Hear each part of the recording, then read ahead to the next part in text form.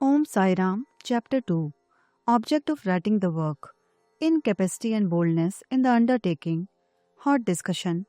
Conferring significant and prophetic title of Hemadpant. Necessity of a Guru.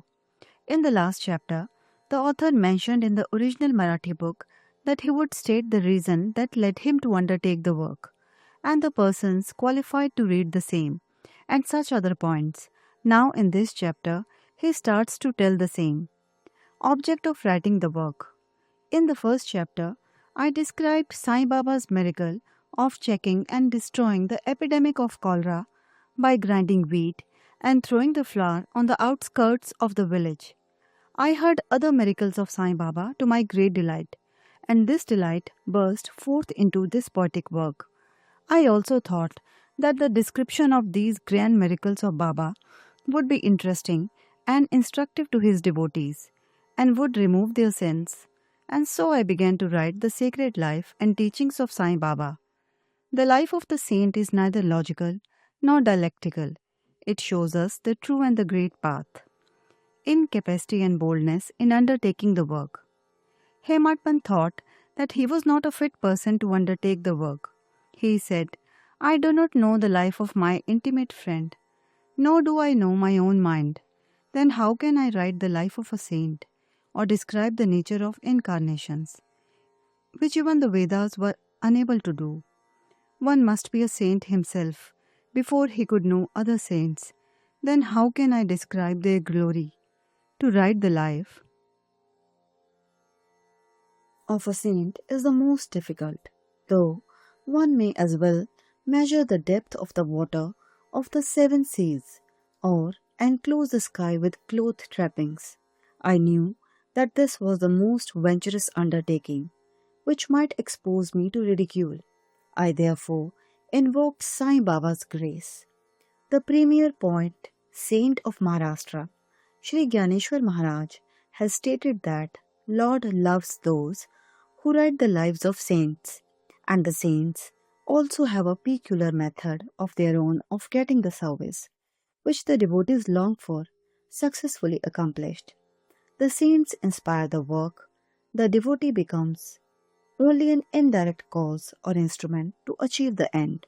For instance, in 1700 Shaka year, the poet Mahapati aspired to write the lives of saints. Saints inspired him and got the work done. So also in 1800 Shaka year, Das Ganu's service was accepted. The former wrote four works, Bhakta Vijaya, Sant Vijaya, Bhakta Leelamrit and Sant Kathamrit, while the latter wrote two, Bhakta Leelamrit and Sant Kathamrit, in which the lives of modern saints were described. In chapter 31, 32, 33 of Bhakta Leelamrit and in the chapter 57 of Sant Kathamrit, the sweet life and teachings of Sai Baba are very well depicted. These have been separately published in Sai Leela magazine. The readers are advised to read these chapters. So also Sai Baba's wonderful leelas are described in a small,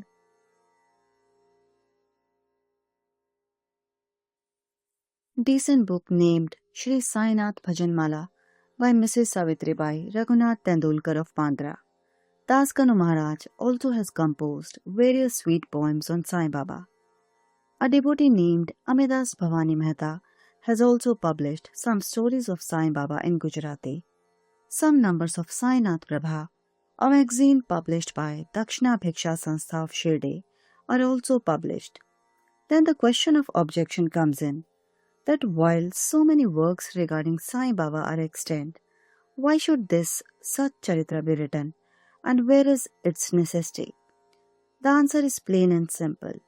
The life of Sai Baba is as wide and deep as the infinite ocean, and all can dive deep into the same and take out precious gems of knowledge and bhakti, and distribute them to the aspiring public. The stories, parables, and teachings of Sai Baba are very wonderful. They will give peace and happiness to the people who are afflicted with sorrows and heavily loaded with miseries of this worldly existence, and also bestow knowledge and wisdom, both in the worldly and in the spiritual domains.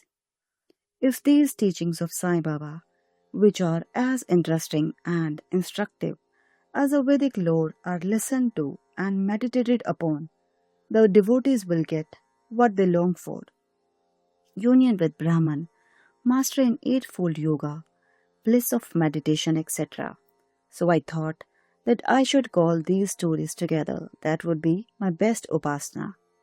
This collection would be the most delightful to those simple souls whose eyes were not blessed with Sai Baba's darshanas.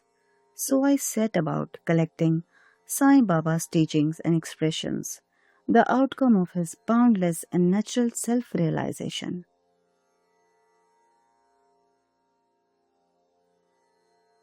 It was Sai Baba who inspired me in this matter.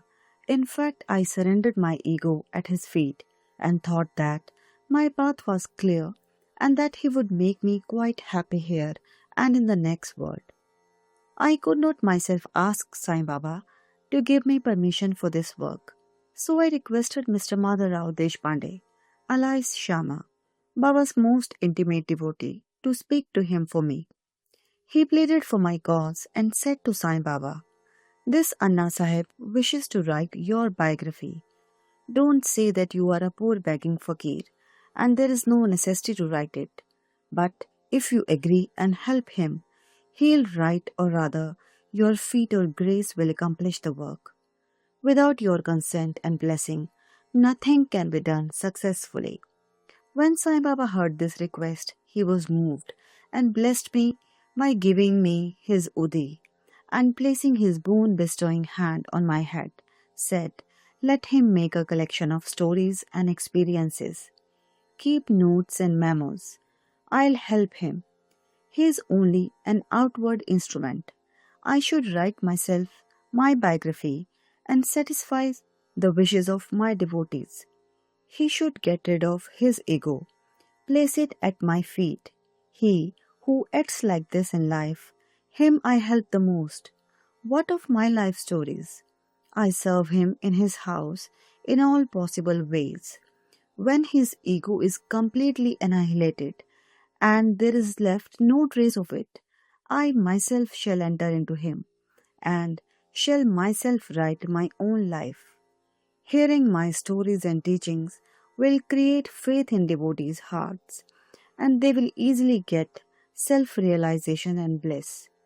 Let there be no insistence on establishing one's own view, no attempt to refute others' opinion, no discussions of pros and cons of any subject. The word discussion put me in mind of my promise to explain the story of my getting the title of Hemadpant, and now I begin to relate the same. I was on closely friendly terms with Kaka Sahib Dikshit and Nana Sahib Chandorkar. They pressed me to go to Shirdi and have Baba's darshana.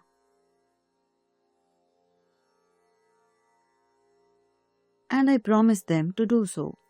But something in the interval turned up, which prevented me from going to Shirdi. The son of a friend of mine at Lonavala fell ill. My friend tried all possible means, physical and spiritual, but the fever would not abate. At length, he got his guru to sit by the bedside of his son, but this too was of no avail. Hearing this, I thought, what was the utility of the guru if he could not save my friend's son? If the guru can't do anything for us, why should I go to Shirdi at all? Thinking in this way, I postponed my Shirdi trip.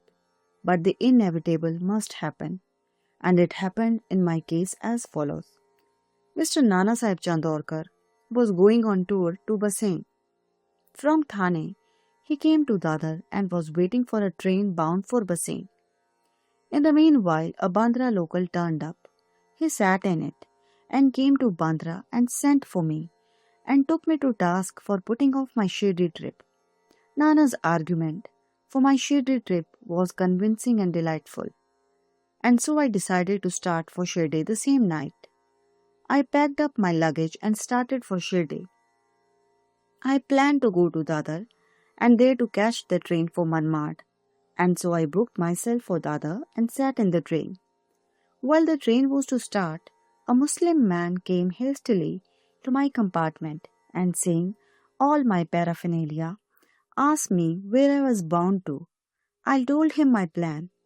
He then suggested that I should straight go to Boribandar and not get down at Dadar, for the Manmad mail did not get down at Dadar at all. If this little miracle or leela had not happened, I would not have reached Shirdi next day as settled, and many doubts would have assailed me. But there was not to be. As fortune favored me, I reached Shirdi the next day before 9 or 10 a.m.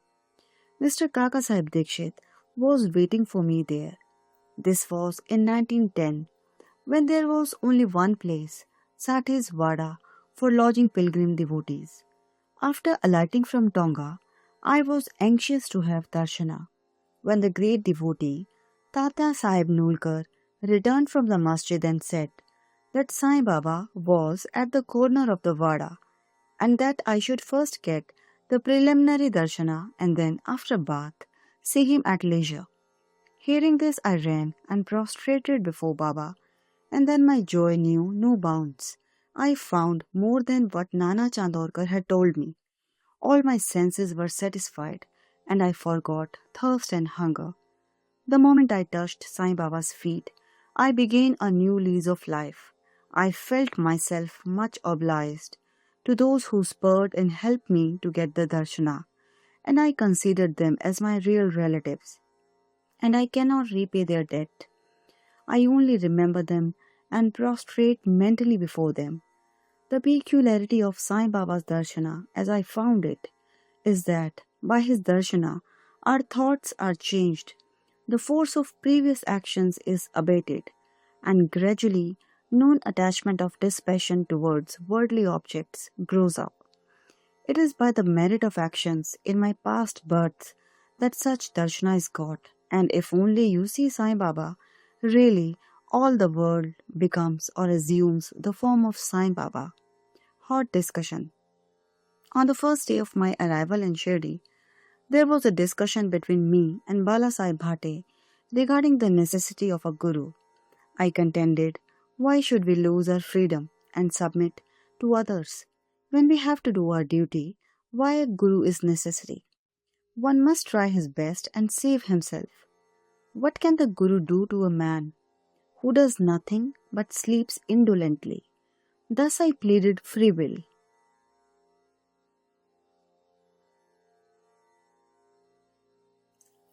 While Mr. Bhate took up the other side, destiny, and said, whatever is bound to happen must happen.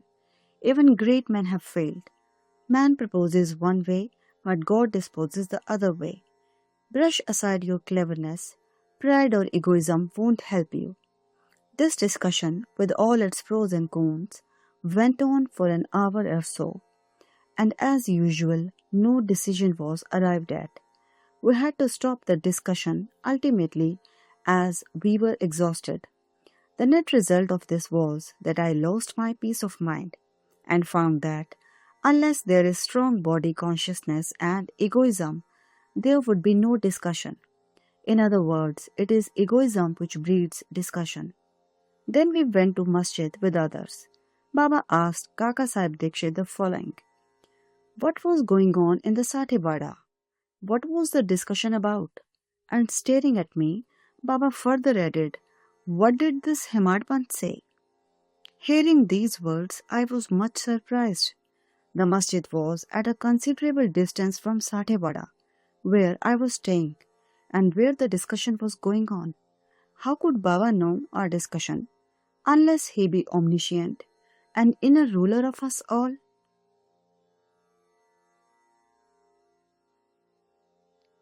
Significant and prophetic title. I began to think why Sai Baba should call me by the name Hemadpant. This word is a corrupt form of Hemadripant. This Hemadripant was a well-known minister of the kings Mahadev and Ramdev of Devgiri of the Yadav dynasty. He was very learned, good-natured, and the author of good works, such as Chaturvarga Chintamani, dealing with spiritual subjects, and Raj Prashasti. He invented and started knew methods of accounts, and was the originator of the Modi script. But I was quite the opposite, an ignoramus, and of the dull, mediocre intellect. So I could not understand why the name or title was conferred upon me. But thinking seriously upon it, I thought that the title was a dart to destroy my ego, so that I should always remain meek and humble. It was also a compliment paid to me for the cleverness in the discussion.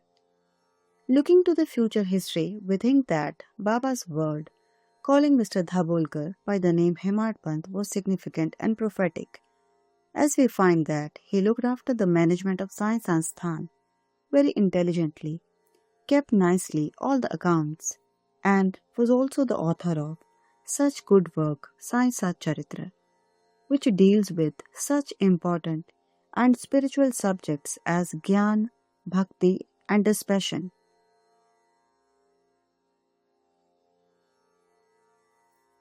About the necessity of a guru, Hemadpant has left no note, no memo about what Baba said regarding this subject, but Kaka Sahib Dikshit has published his notes regarding this matter. Next day after Hemadpant's meeting with Sai Baba, Kaka Sahib went to Baba and asked whether he should leave Shirdi. Baba said yes. Then someone asked Baba where to go. Baba said high up. Then the man said, "How's the way?" Baba said, "There are many ways leading there. There is one way also from here. The way is difficult. There are tigers and wolves in the jungle on the way." Kaka Sahib asked, "But Baba, what if we take a guide with us?" Baba answered, "Then there is no difficulty. The guide will take you straight to your destination, avoiding wolves, tigers, and ditches on the way. If there be no guide, there is the danger of your being lost in the jungles or falling into the ditches." Mr. Dhabholkar was present on the occasion, and he thought that this was the answer Baba gave to the question whether Guru was necessary, and he thereupon took the hint that no discussion of the problem, whether man is free or bound, is of any use in spiritual matters, but that on the contrary real Paramartha is possible only as a result of the teachings of the Guru, as is illustrated in this chapter of the original work.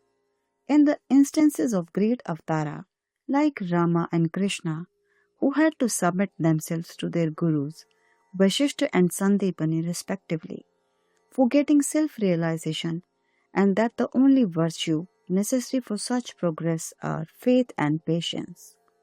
Woe to Shri Sai, peace be to all.